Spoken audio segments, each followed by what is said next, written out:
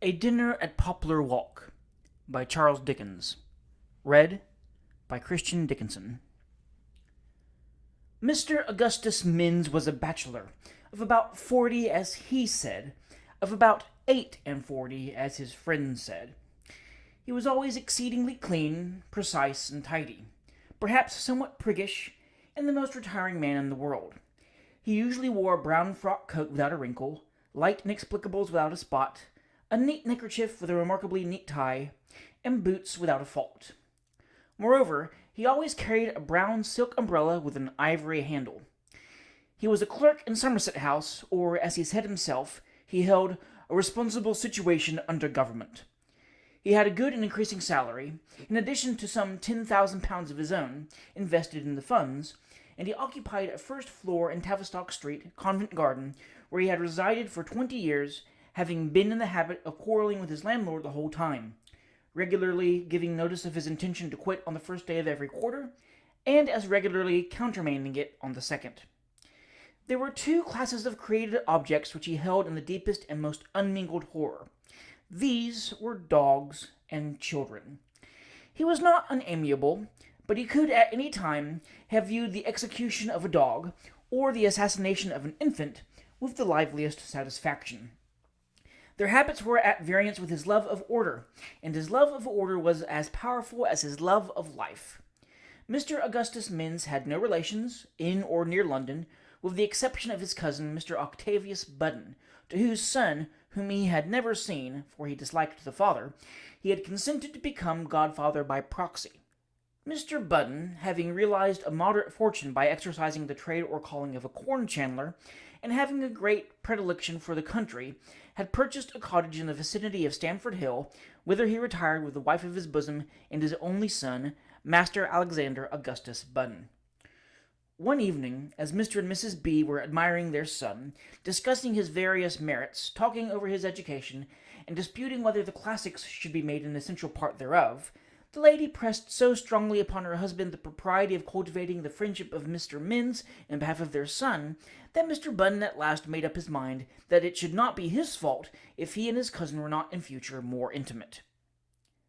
"I'll break the ice, my love," said Mr. Budden, stirring up the sugar at the bottom of his glass of brandy and water, and casting a sidelong look at his spouse to see the effect of the announcement of his determination, "by asking Minns down to dine with us on Sunday." "Then pray, Budden, write to your cousin at once," replied Mrs. Budden. "Who knows, if we could only get him down here, but he might take a fancy to our Alexander, and leave him his property. Alec, my dear, take your legs off the rail of the chair." "Very true," said Mr. Budden, musing. "Very true indeed, my love." On the following morning, as Mr. Minns was sitting at his breakfast table, alternately biting his dry toast and casting a look upon the columns of his morning paper, which he always read from the title to the printer's name, he heard a loud knock at the street door, which was shortly afterwards followed by the entrance of his servant, who put into his hands a particularly small card, on which was engraven in immense letters, "Mr. Octavius Budden, Amelia Cottage," Mrs. B.'s name was Amelia, "Poplar Walk, Stamford Hill." "Budden!" ejaculated Minns. "What can bring that vulgar man here? Say him asleep, say him out, and shall never be home again. Anything to keep him downstairs." "But please, sir, the gentleman's coming up," replied the servant, and the fact was made evident by an appalling creaking of boots on the staircase, accompanied by a pattering noise, the cause of which Minns could not, for the life of him, divine. "Show the gentleman in," said the unfortunate bachelor. Exit servant, and enter Octavius, preceded by a large white dog, dressed in a suit of fleecy hosiery, with pink eyes, large ears, and no perceptible tail. The cause of the pattering on the stairs was but too plain. Mr. Augustus Minns staggered beneath the shock of the dog's appearance. "My dear fellow, how are you?" said Budden as he entered. He always spoke at the top of his voice, and always said the same thing half a dozen times. "How are you, my hearty?" How do you do, Mr. Budden? Pray, take a chair," politely stammered the discomfited Minns. Thank you. Well, how are you, eh?" Uncommonly well, thank you," said Minns, casting a diabolical look at the dog, who, with his hind legs on the floor and his forepaws resting on the table, was dragging a bit of bread and butter out of a plate, preparatory to devouring it with the buttered side next to the carpet. "Ah, you rogue," said Budden to his dog. "You see, Minns, he's like me, always at home, eh, my boy? Egad, I'm precious hot and hungry. I walked all the way from Stamford Hill this morning." "Have you breakfasted?" inquired Minns. "Oh, no, came to breakfast with you. So, ring the bell, my dear fellow, will you? And let's have another cup and saucer and the cold ham. Make myself at home, you see. continued Button, dusting his boots with a table napkin. Ha ha ha! Upon my life, I'm hungry.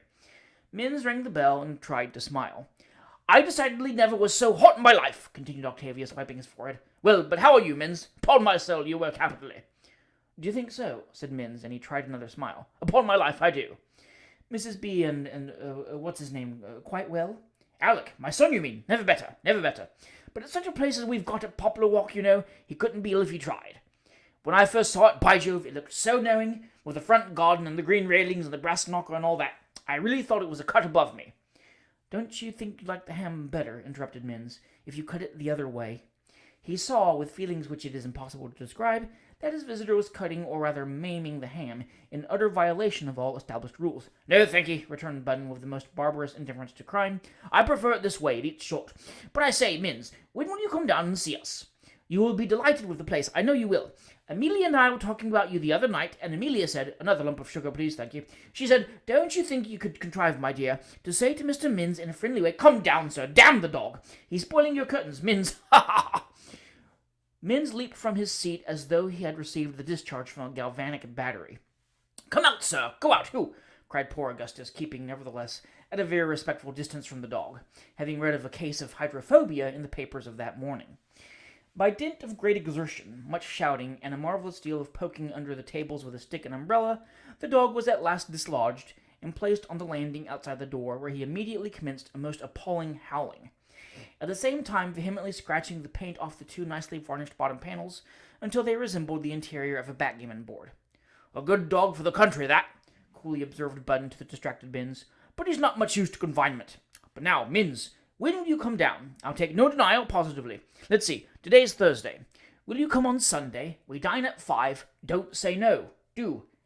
After a great deal of pressing, Mr. Augustus Minns, driven to despair, accepted the invitation, and promised to be at Poplar Walk on the ensuing Sunday at 5:15 to the minute. Now, mind the direction, said Button. The coach goes from the Flower Pot in Bishopsgate Street every half hour. When the coach stops at the Swan, you'll see immediately opposite you a white house. Which is your house, I understand, said Minns, wishing to cut short the visit and the story at the same time. No, that's not mine. That's Grogus's, the great ironmonger's. I was going to say, you turn down by the side of the White House till you can't go another step further. Mind that. And then you turn to your right by some stables. Well, close to you, you'll see a wall with Beware of the Dog written on it in large letters. Minns shuddered. Go along by the side of that wall for about 1/4 mile, and anybody will show you which is my place. Very well, thank you. Goodbye. Be punctual? Certainly. Good morning. I say, Minns, you've got a card? Yes, I have, thank you. And Mr. Octavius Button departed, leaving his cousin looking forward to his visit on the following Sunday with the feeling of a penniless poet to the weekly visit of his Scotch landlady. Sunday arrived. The sky was bright and clear. Crowds of people were hurrying along the streets, intent on their different schemes of pleasure for the day. Everything and everybody looked cheerful and happy, except Mr. Augustus Minns. The day was fine, but the heat was considerable.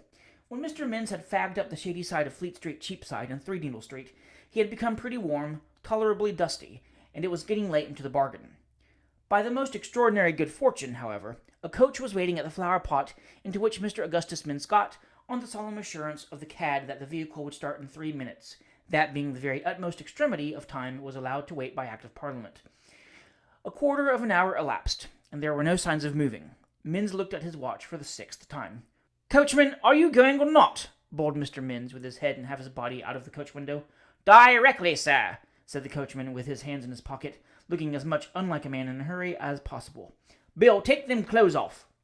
5 minutes more elapsed, at the end of which time the coachman mounted the box, from whence he looked down the street and up the street, and hailed all the pedestrians for another 5 minutes. "Coachman, if you don't go this moment, I shall get out," said Mr. Minns, rendered desperate by the lateness of the hour, and the impossibility of being in Poplar Walk at the appointed time. "Going this minute, sir," was the reply, and, accordingly, the machine trundled on for a couple of 100 yards, and then stopped again. Minns doubled himself up in a corner of the coach, and abandoned himself to his fate, as a child, a mother, a bandbox, and a parasol became his fellow passengers. The child was an affectionate and amiable infant. The little dear mistook Minns for his other parent, and screamed to embrace him. "Be quiet, dear," said the mamma, restraining the impetuosity of the darling, whose little fat legs were kicking and stamping and twining themselves into the most complicated forms, in an ecstasy of impatience. "Be quiet, dear. That's not your papa." "Thank heaven I am not," thought Minns, as the first gleam of pleasure he had experienced that morning shone like a meteor through his wretchedness. Playfulness was agreeably mingled with affection in the disposition of the boy. When satisfied that Mr. Minns was not his parent, he endeavored to attract his notice by scraping his drab trousers with his dirty shoes, poking his chest with his mamma's parasol, and other nameless endearments peculiar to infancy, with which he beguiled the tediousness of the ride, apparently very much to his own satisfaction. When the unfortunate gentleman arrived at the Swan, he found to his great dismay that it was 5:15. The White House, the stables, the beware of the dog, every landmark was passed with a rapidity not unusual to a gentleman of a certain age when too late for dinner. After the elapse of a few minutes, Mr. Minns found himself opposite a yellow brick house, with a green door, brass knocker, and door plate, green window frames, and ditto railings, with a garden in front. That is to say, a small loose bit of gravelled ground, with one round and two scalene triangular beds, containing a fir tree, 20 or 30 bulbs, and an unlimited number of marigolds. The taste of Mr. and Mrs. Button was further displayed by the appearance of a cupid on each side of the door, perched upon a heap of large chalk flints, variegated with pink conch shells.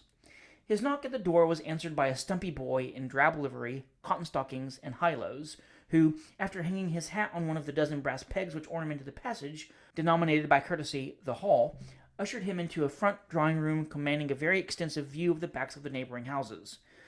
The usual ceremony of introduction and so forth over, Mr. Minns took his seat, not a little agitated at finding that he was the last comer, and, somehow or other, the line of about a dozen people, sitting together in a small drawing-room getting rid of that most tedious of all time, the time preceding dinner. "Well, Brogson," said Button, addressing an elderly gentleman in a black coat, drab knee-breeches, and long gaiters, who, under pretence of inspecting the prints in an annual, had been engaged in satisfying himself on the subject of Mr. Minns' general appearance by looking at him over the tops of the leaves. "Well, Brogson, what do ministers mean to do? Will they go out, or what?" "Oh, why, really, I'm the last person in the world to ask for news. Your cousin, from his situation, is the most likely person to answer the question." Mr. Minns assured the last speaker that, although he was in Somerset House, he possessed no official communication relative to the projects of His Majesty's ministers. But his remark was evidently received incredulously, and no further conjectures being hazarded on the subject, a long pause ensued, during which the company occupied themselves in coughing and blowing their noses, until the entrance of Mrs. Button caused a general rise. The ceremony of introduction being over, dinner was announced, and downstairs the party proceeded accordingly, Mr. Minns escorting Mrs. Button as far as the drawing-room door, but being prevented by the narrowness of the staircase from extending his gallantry any further. The dinner passed off as such dinners usually do. Ever and anon, amidst the clatter of knives and forks and hum of the conversation, Mr. B.'s voice might be heard, asking a friend to take wine, and assuring him he was glad to see him, and a great deal of by-play took place between Mrs. B. and the servants respecting the removal of the dishes, during which her countenance assumed all the variations of a weather-glass, from stormy to set fair. Upon the dessert and wine being placed on the table, the servant, in compliance with a significant look from Mrs. B., brought down Master Alexander, habited in sky-blue suit with silver buttons, and possessing hair of nearly the same color as the metal. After sundry praises from his mother, and various admonitions as to his behavior from his father, he was introduced to his godfather. "Well, my little fellow, you're a fine boy, ain't you?" said Mr. Minns, as happy as a tom-tit on a birdline. "Yes." "How old are you?" "8 next Wednesday." "How old are you?" "Alexander," interrupted his mother. "How dare you ask Mr. Minns how old he is?" "He asked me how old I was," said the precocious child, to whom Minns had from that moment internally resolved that he never would bequeath 1 shilling. As soon as the titter occasioned by the observation had subsided, a little smirking man with red whiskers sitting at the bottom of the table, who during the whole of the dinner had been endeavouring to obtain a listener to some stories about Sheridan, called out with a very patronizing air, "Alec, what part of speech is B?" "A verb." "That's a good boy," said Mrs. Button with all a mother's pride. "Now, you know what a verb is?"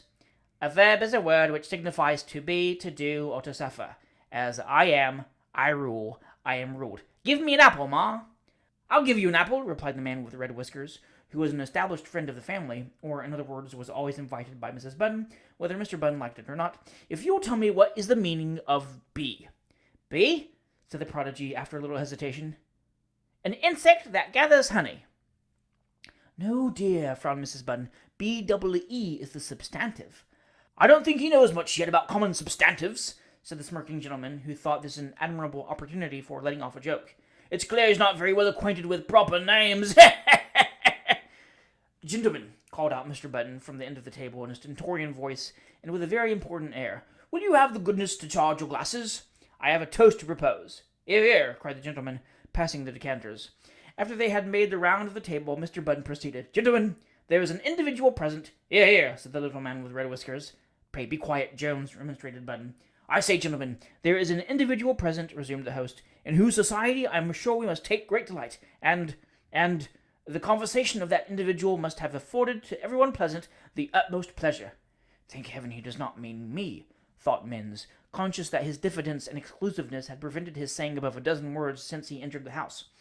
Gentlemen, I am but a humble individual myself, and I perhaps ought to apologize for allowing any individual feeling of friendship and affection for the person I allude to induce me to venture to rise, to propose the health of that person, a person that, I am sure, that is to say, a person whose virtues must endear him to those who know him, and those who have not the pleasure of knowing him cannot dislike him. Hear, hear, said the company, in a tone of encouragement and approval. Gentlemen, continued Button, my cousin is a man who is a relation of my own. Hear, hear. Minns groaned audibly. Who I am most happy to see here, and who, if he were not here, would certainly have deprived us of the great pleasure we all feel in seeing him. Loud cries of hear. Gentlemen, I feel that I have already trespassed on your attention for too long a time, with every sentiment of gratification, suggested the friend of the family. Of gratification. I beg to propose the health of Mr. Minns. Standing, gentlemen, shouted the indefatigable little man with the whiskers, and with the honours. Take your time from me, if you please. Hip, hip, hip, za. Hip, hip, hip, za. Hip, hip, hip, za.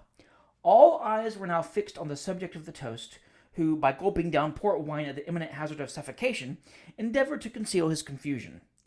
After as long a pause as decency would admit, he rose, but, as the newspapers sometimes say in their reports, we regret that we are quite unable to give even the substance of the honourable gentleman's observations. The words present company, honour, present occasion, and great happiness, heard occasionally, and repeated at intervals, with a countenance expressive of the utmost confusion and misery, convinced the company that he was making an excellent speech, and accordingly, on his resuming his seat, they cried bravo, and manifested tumultuous applause. Jones, who had been long watching his opportunity, then darted up. Button, said he, will you allow me to propose a toast? Certainly, replied Button, adding in an undertone to Minns right across the table, devilish sharp fellow that. You'll be very much pleased with his speech. He talks equally well on any subject. Minns bowed, and Mr. Jones proceeded. It has, on several occasions, in various instances, under many circumstances, and in different companies, fallen to my lot to propose a toast by those to whom, at this time, I have had the honour to be surrounded. I have sometimes, I will cheerfully own, for why should I deny it, felt the overwhelming nature of the task I have undertaken, and my own utter incapability to do justice to the subject. If such have been my feelings, however, on former occasions, what must they be now, under the extraordinary circumstances in which I am placed? Hear, hear. To describe my feelings accurately would be impossible, but I cannot give you a better idea of them, gentlemen, than by referring to a circumstance which happens, oddly enough, to occur to my mind at the moment. On one occasion, when that truly great and illustrious man, Sheridan, was... Now, there is no knowing what new villainy in the form of a joke would have been heaped on the grave of that very ill-used man, Mr. Sheridan, if the boy in drab had not at that moment entered the room in a breathless state to report that, as it was a very wet night, the 9 o'clock stage had come round to know whether there was anybody going to town, as, in that case, he, the 9 o'clock, had room for one inside. Mr. Minns started up, and, despite countless exclamations of surprise and entreaties to stay, persisted in his determination to accept the vacant place. But the brown silk umbrella was nowhere to be found, and, as the coachman couldn't wait, he drove back to the Swan, leaving word for Mr. Minns to run round and catch him. However, as it did not occur to Minns for some 10 minutes or so that he had left the brown silk umbrella with the ivory handle in the other coach coming down, and, moreover, as he was by no means remarkable for speed, it is no matter of surprise that when he accomplished the feat of running round the Swan, the coach, the last coach, had gone without him. It was somewhere about 3 o'clock in the morning when Mr. Augustus Minns knocked feebly at the street door of his lodgings in Tavistock Street, cold, wet, cross, and miserable. He made his will next morning, and his professional man informs us, in that strict confidence in which we inform the public, that neither the name of Mr. Octavius Button, nor of Mrs. Amelia Button, nor of Master Alexander Augustus Button appears therein.